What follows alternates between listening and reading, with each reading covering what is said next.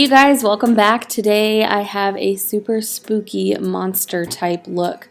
I don't really even know how this came to be. I just sat down and wanted to play with some green paint, and this is where we landed. So like always, I'm using my Mehron Paradise paints. These are water-based paints, really great for creating this type of body art. It's really easy for beginners as well, so if you're not super familiar with face painting, this is a really good product to get started with. So I'm starting out with a green face paint, and I'm just kind of sketching out the shape of where I want my monster to be.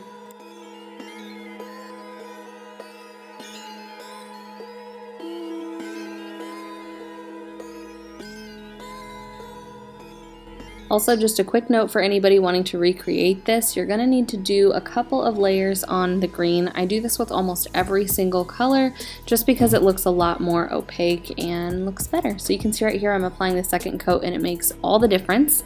Also, don't forget your little ear if you're doing this project, because the ear will stick out and look funny if it is not green or black. So I'm also dragging this all the way down the neck, and basically if you're doing this for a costume, just bring your paint anywhere that's going to show. Now for the black, I'm going to be gently outlining this. I don't want to bring it in too far, although I do kind of bring the shading in. I wasn't sure at this point how far I wanted to go, so you're better off leaving that black line just, you know, semi-thin, like brush thickness, and just make that edge really crisp, and then kind of drag the black paint in and feather that towards the inner part of your face.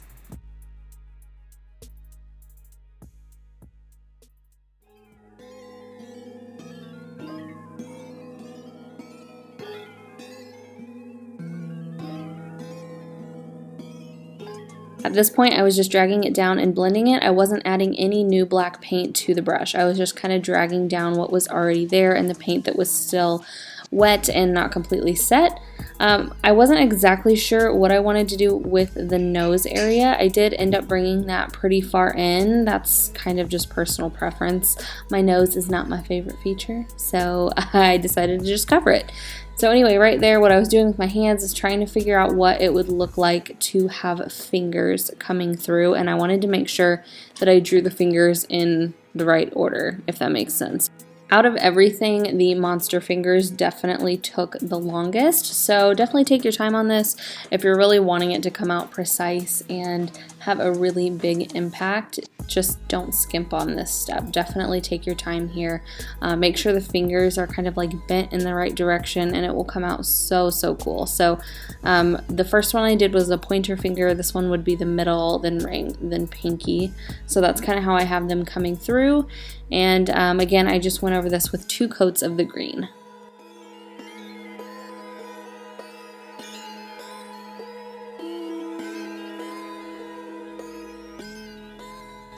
I chose to do 2 sets of fingers, but if that was going to be like a time issue, you could totally just do 1.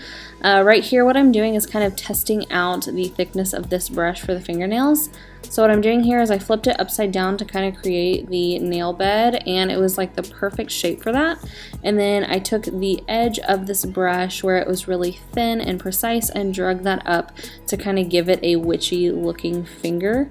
Definitely the stiletto nails give it a creepy vibe. That's exactly what I was going for. So the thinner you can get the top and the pointier, the better. It's going to give it that really creepy, like Halloween vibe.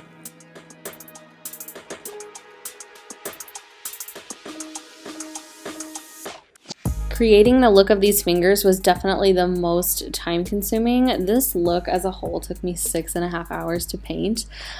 So just for reference, this is definitely an investment of time, but these little green fingers, I don't know if anyone ever had these in like grade school. The teacher would give you like those little witch pointer fingers when you were reading to follow along with, and like if it was your turn you would have to put the witch finger on.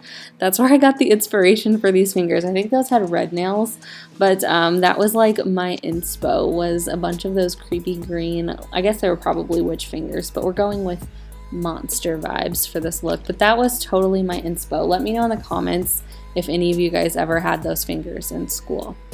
So what I'm doing here is just adding some dimension to the fingers to make them look less flat. And the way you have to do that, you've got your darkness, and I need to add some light. So I am going back in with some white paint, and you have to decide where you want your light source to be. So keep all of the white on one side. That way it doesn't look funny. It will look a lot more realistic that way. So because I cannot focus on one thing for too long, I had to go ahead and start on my eyes. So I decided to give this creepy monster a cut crease, because why not? I took it all the way out and winged out the base, and then I went back in with my green and kind of gave that a gradient effect. All of the eyeshadow I used in this look was from the Norvina 2 palette. I think it was 2. It's the blue one. They had a whole bunch of greens and blues and just really bright colors. So that is the palette that I am using for this look. So I was using that really bright like lime green color here. That just complemented this look so well. And then I faded it into a medium green and then finally into a darker green that was pretty similar to the green paint color.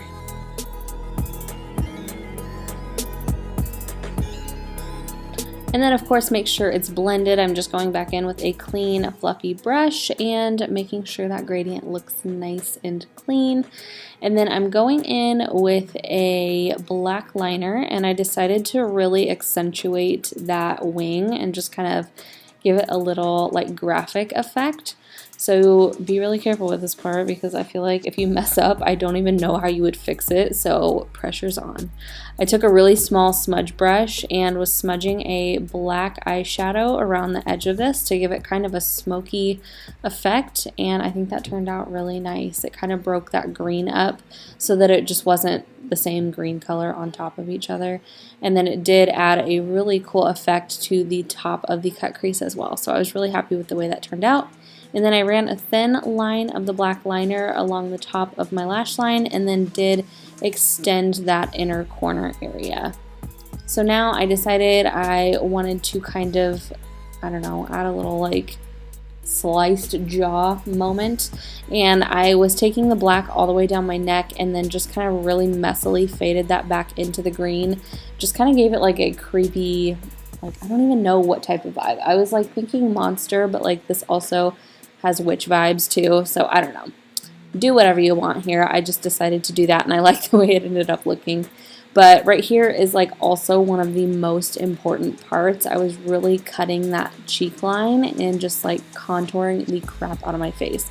I wanted the cheekbone to look epic, and you have to do so much shading and contouring if you have relatively flat cheekbones like I do.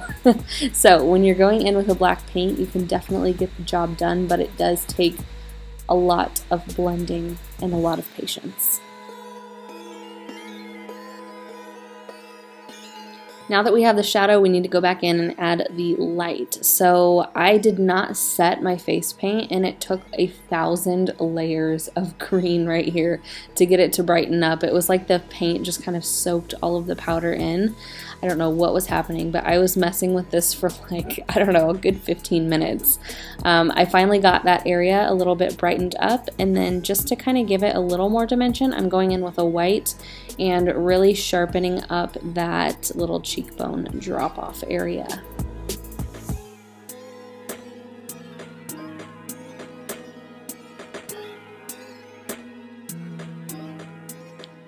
I'm going back in with that shadow brush I was using on my eye and just using whatever was kind of left over to smooth the line out, and then once that was smooth, I went back in with a green tone to kind of tone that white down. And then right here I'm using that shimmery chartreuse in the Norvina palette, and I'm using that as my highlight. So I really built that up on the apple of my cheek to give it a super round look, and then drug it back almost all the way to my temple. Back to the eyes. I told you guys I can't focus on one thing too long, so hopefully this isn't too all over the place for you. Adding a little mascara and then a little black liner in my lower lash line, waterline actually, and then taking that smudge brush that I've been using the black on and smoking out that lower lash line. And then back to the fingers, I was adding a little bit of a shadow underneath the bottom side of the fingers to give them a little bit of a 3D effect and make them look like they were somewhat popping off of my skin. To give these the most 3D effect possible, you're going to want to go in with a lot of light and a lot of shadow. So here I am going back in with some white around the outer areas of the finger just to make them look round, and then with a clean pencil brush I'm taking that paint and just dragging it into the rest of the green. And then I'm also adding a little white blob where the knuckle is going to be. That's going to give us a little bit more of a bent look on the finger. So I'm just doing that there and then fading that into the green. I do apologize, my lighting keeps going in and out. The camera is having such a hard time focusing on my face because my face is green and it doesn't know what to do. So again, just kind of go back in with your shadow and your light, and you're going to get these things looking real in no time.